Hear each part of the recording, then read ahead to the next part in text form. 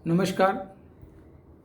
आज मैं एक विषय आपके सामने बात करने वाला हूँ और वो विषय है वोडाफोन आइडिया के स्टॉक के बारे में।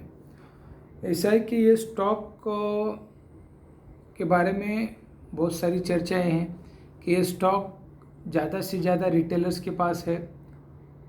सबसे ज़्यादा क्वांटिटी अगर किसी के पास है इन स्टॉक्स जनरल में तो वोडाफोन और सुज़लॉन, ये दो स्टॉक्स रिटेलर के पास बहुत दबा के पड़े हैं, मोटी क्वांटिटी पड़ी है। बीच में बोला गया था कि Vodafone Idea is a multibagger और उससे रिलेटेड इंडस टावर ये भी एक मल्टी बैगर है, पर ऐसा दिखाया गया कि उसका QIP आया था कुछ 2-3 महीने पहले तो वो कुछ 11 रुपये के आसपास था। फिर वहाँ से स्टॉक 18 रुपये तक चला गया, यानी अराउंड 70% अपराइज आया।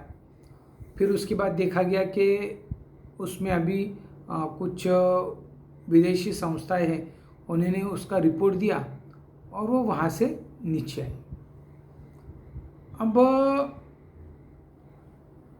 बहुत सी चीज़ें बताएगी कि ये नीचे आएगा तो कहाँ तक आएगा, डाउनफॉल इसका कहाँ तक होगा। तो कुछ लोगों ने बोला कि कुछ संस्थाओं ने स्टॉक ब्रोकिंग संस्थाएं हैं, उन्होंने बोला कि इसकी असली कीमत 2.5 रुपया है, किसी ने कहा 25 रुपया है। तो इसके पीछे का एक्चुअल गेम क्या है, खेल क्या है? क्या ये रिटेलर को मैदान में से बाहर ढकेलने की साजिश है या सचमुच ऐसा कुछ होने वाला है? हर एक के अपना अपना एक परसेप्शन है, अपनी अपनी एक राय है और मैं यहाँ पे अपनी राय रखने जा रहा हूँ। तो जब वोडाफोन आइडिया का बेस आता है तो हमको ये समझ लेना चाहिए कि वोडाफोन आइडिया के पीछे कौन खड़ा है। तो वोडाफोन आइडिया के पीछे कुमार मंगलम बिरला, एक बहुत बड़ा बिजनेसमैन, एक फैमिली बिजनेसमैन है। इनकी पुश्तें बिजनेस करने में ही गई हैं। तो इतना बड़ा शख्स इस वोडाफोन आइडिया के पीछे खड़ा है। आइडिया जो उसका दूसरा पार्ट है उसके माध्यम से वो खड़ा है वोडाफोन के साथ। फिर वोडाफोन का बहुत सा स्टेक गवर्नमेंट ने लिया है। तो मैं आपको बता दूं, कुछ भी हो जाए गवर्नमेंट अपना नुकसान कभी भी नहीं करवा के लेगी। एट एनी कॉस्ट कुछ भी हो जाए गवर्नमेंट अपना जो इन्वेस्टमेंट है उसको बचाए रखेगी और उसके लिए जो कुछ पर्याप्त उपाय करने हैं वो ज़रूर करेगी। अब ऐसा है कि मैं जब ऐसा बता दूँ तो लोग बताएंगे भाई तो फिर BSNL का क्या हो गया। तो मैं आपको बता दूँ, BSNL को गवर्नमेंट खुद चाहती थी बंद करना। उसके पीछे के रीज़न है वहाँ के कर्मचारी, उनकी जो वेतन श्रेणी थी और उनका काम जो था, इसका अपोजिट लिंक डायरेक्शन था। वो केंद्रीय स्वरूप का केंद्रीय एम्प्लॉयज़, जो यूनियन एम्प्लॉयज़ बोले जाते हैं, सेंट्रल गवर्नमेंट एम्प्लॉयज़ बोले जाते हैं, उनका रेम्यूनरेशन लेते थे, पर काम उसके 25% भी करते थे क्या, उसके बारे में डाउट है। तो उसका प्रोडक्टिविटी नहीं मिल रहा था और आखिर में गवर्नमेंट ने त्रस्त होके ये फाइनल डिसीजन लिया कि हम लोग BSNL को बंद करने जा रहे हैं, क्योंकि उसका जो सैलरीज का जो स्ट्रक्चर था वो कहीं पे भी BSNL को प्रॉफिट में नहीं आने दे रहा था। ठीक है, अब उस पर कोई ज़्यादा चर्चा नहीं होनी चाहिए, पर कोई लोग ऐसे बोलेंगे कि भाई आप ऐसा बोल रहे हो कि गवर्नमेंट है तो गवर्नमेंट खुद का पैसा बचाएगी ज़रूर, क्योंकि वोडाफोन में गवर्नमेंट का पैसा लगा है। अगर ऐसा बोल रहे हो तो BSNL को फिर क्यों गवर्नमेंट ने पीछे पीछे आने दिया? उसके पीछे का रीज़न गवर्नमेंट का एक व्यू था कि उनको बिजनेस वो चलाना ही नहीं था उनकी एम्प्लॉयज़ की वजह से, वो उसके पीछे का रीज़न था। अच्छा, अभी रिटेलर को डराया जा रहा है कि ये 2 रुपये होगा, 2.5 रुपये होगा। तो आज मैं कुछ ऐसा तथ्य बताने वाला हूँ जो शायद ही रिटेल इन्वेस्टर बहुत कम जानता है। तो वोडाफोन इंडिया की एक पेयरिंग कंपनी है, उससे संलग्न एक कंपनी है, उसका नाम है इंडस टावर। अभी इंडस टावर क्या करती है, इंडस टावर का बिजनेस मॉडल क्या है? तो इंडस टावर के पास भारत में जो टावर सेक्शन है, आपने देखा होगा बिल्डिंग के ऊपर जो टावर रहते हैं, मोबाइल के टावर रहते हैं, वो कहीं अन्य जगह पे टावर रहते हैं, वो टावर का distribution rights, state wise area wise rights, उसका नेटवर्क, उसका फंडामेंटल इन्वेस्टमेंट, उसका फंडामेंटल पूरा जो सेटअप है, उसका बिजनेस है इंडस टावर का। इंडस टावर का पूरा सेटअप पूरे भारत भर में है और इंडस टावर के टावर का नेटवर्क का यूज़ कौन करता है आप जानते हो? उसका कई बार उसका यूज़ लेने वाले उसके क्लाइंट हैं भारती एयरटेल एंड रिलायंस। बड़ी अचरज की बात है, जिस कंपनी का क्लाइंट रिलायंस और एयरटेल है वो कंपनी बंद पड़ेगी, यानी Indus tower subject to related to Vodafone Idea. तो आपको ये बात समझना पड़ेगा कि जिसके रिलायंस और एयरटेल क्लाइंट है, कभी कभी रिलायंस और एयरटेल उसकी सेवाएं लेते हैं, तो वो कंपनी बंद पड़ेगी, ऐसी एक अफवाह मार्केट में फैलाई जाती है। अब किसी को उस पर भरोसा रखना है नहीं रखना है, आपका एक्सपर्ट एडवाइस क्या बता रहा है मुझे मालूम नहीं।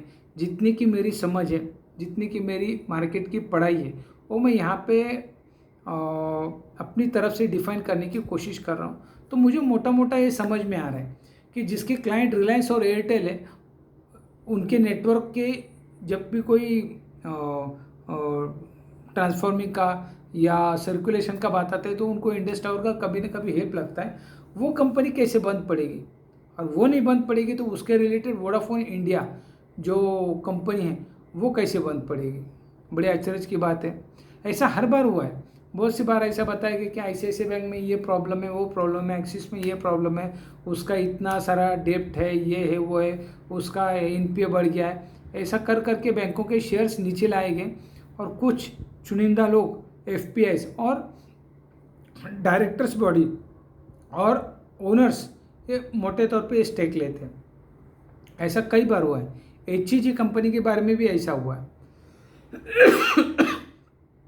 कभी कभी तो मुझे ऐसा डाउट आता है कि अदानी का और कहीं हिंडनबर्ग का आपस में तो कहीं मेलजोल नहीं है।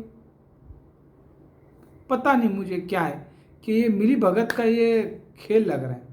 अब सच क्या है ये तो आने वाला समय बताएगा, क्योंकि हिंडनबर्ग आरोप करता है अडानी के शेयर्स गिरते हैं, उसके बाद GQG जो ऑस्ट्रेलिया में बैठे हैं, थाईलैंड में बैठे हैं, उधर वहाँ पे मॉरिशस में कहीं पे बैठे हैं मालूम नहीं, वहाँ से वो माल खरीद रहे, पर्टिकुलर लेवल तक एक माल नीचे आता है, फिर वो लोग QIP लाते हैं या बाहर से मार्केट में से पैसा उठाते हैं और फिर GQG जो अंबानी की भाई की कंपनी है वही वो शेयर्स बाय कर रहे हैं।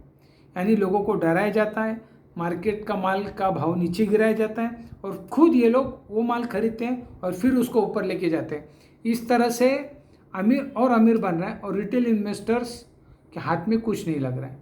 मुझे ऐसा लग रहा है कि वोडाफोन इंडिया के बारे में भी ऐसा ही होगा। और आज मैं सोशल मीडिया पे जाहिर तौर पे बता रहा हूँ कि वोडाफोन इंडिया मैदान में रहेगा, ज़रूर रहेगा, क्योंकि इसके पीछे कुमार मंगलम बिरला है। बिरला एक बहुत बड़ी बिजनेस फैमिली है, इनके पास बहुत सारा धन है और ये कभी भी इनके हाथ में आया हुआ कोई भी बिजनेस आज तक लॉस में नहीं गया है। इनको धंधे की जिसको बोला जाता है बिजनेस की टैक्टिक्स पूरी मालूम है। अच्छा, इनके पास जो टेक्नोलॉजी है, ये टेक्नोलॉजी मैं आपको बहुत बड़े कॉन्फिडेंस से बताता हूँ कि ये रिलायंस और एयरटेल से एक कदम आगे है। इनके पास यूरोप की सबसे बढ़िया टेक्नोलॉजी आज वोडाफोन इंडिया के पास है। उन्होंने जो अभी फ़िलहाल में टेलीकॉम गियर का जो ऑर्डर दिया है वो रिलायंस और एयरटेल से ज़्यादा बड़ा है। तो ये क्या बता रहा है, ये क्या इंडिकेट कर रहा है, ये क्या इंगित कर रहा है कि ये न्यूज़ जानबूझ के फैलाई जा रही है। लोग माल छोड़े, फिर ये लोग माल उसी माल को नीचे के भाव पे लेंगे और फिर खुद यही लोग म्यूचुअल फंड और दूसरे लोगों के सहारे ये माल को प्राइस को ऊपर लेके जाएंगे। भाव भगवान है। जब 11 रुपये का माल 11 रुपये का QIP आया, वहाँ से 18 हो गया तो रिटेल इन्वेस्टर मोटे तौर पे उसमें मैदान में आ गए। वहाँ से अब 11 आ गया और न्यूज़ की पूड़ी छोड़ दी गई कि 2.5 रुपये आएगा, तो लोग धीरे धीरे माल छोड़ रहे हैं। पर मैं आपको बता दूं, वोडाफोन आइडिया एक बहुत अच्छा स्टॉक है। इनका आरपू, टेलीकॉम इंडस्ट्री में एक आरपू एक इम्पोर्टेंट वर्जन है, यानी उसका रेवेन्यू पर यूनिट आरपू, ऐसा एयर रेवेन्यू ऐसा कुछ उसका है, यानी कंजम्पशन का लिमिट कितना, लेवल कितना है, उसका पैमाना, उसको आरपू बोलते हैं। तो इनका आरपू धीरे धीरे बढ़ रहा है।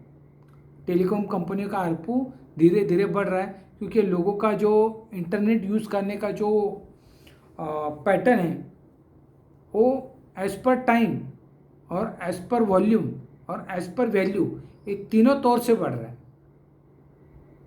जो पहले मोबाइल कंपनी के मंथली बिल 200-250 के बीच आते थे, आज वो 500 के ऊपर चले गए। यही वास्तविकता है। आज चार्ज नेट पैक जो प्रीपेड है वो 300 रुपये से स्टार्ट हो रहे। तो ये सब बता रहा है कि आरपू बढ़ रहा है और इसका फ़ायदा सीधा सीधा टेलीकॉम कंपनी को होने वाला है और वोडाफोन इंडिया को भी होगा, और टेलीकम्युनिकेशन इंडस्ट्री का आने वाला भविष्य और उज्ज्वल है और बड़ा है, और उसकी जो साइज़ है और बढ़ने वाली है। तो मेरा ऐसा व्यक्तिगत मानना है कि इंडस टावर यह एक मल्टी बैगर स्टॉक है। आज वो कुछ 3.5 के आसपास है, पर मैं आपको बता दूं कि आने वाले दिनों में 5-10 सालों में वो 1000 रुपीज़ का लेवल क्रॉस करेगा। उसको टाइम लगेगा, एक 5-10 साल आपको देने पड़ेंगे, पर ये यहाँ से नीचे नहीं आएगा, ऐसा मेरा व्यक्तिगत राय है। ये दोनों कंपनियाँ बहुत अच्छी हैं। ये मेरी अपनी राय है जो मैंने आपके सामने रखी है। ठीक है, आपको इसके बारे में अगर कुछ कमेंट्स है तो ज़रूर पास कीजिए। आपको क्या लगता है, मैंने अपनी राय बताई है, और आपकी जो भी कमेंट्स होगी वो मेरे लिए वेलकम होगी और मैं उसको पॉजिटिवली लूँगा। अगर ऐसी कोई कमेंट्स है, उसके बारे में और कोई क्वेश्चन है, तो मैं उसका रिप्लाई भी दूंगा। ठीक है, फिलहाल तो मैं यहाँ पे रखता हूँ। इतना ही वोडाफोन इंडिया के बारे में एक संक्षेप में मेरा अपना कहना बताकर मैं यहाँ पे रुक रहा हूँ। बाय।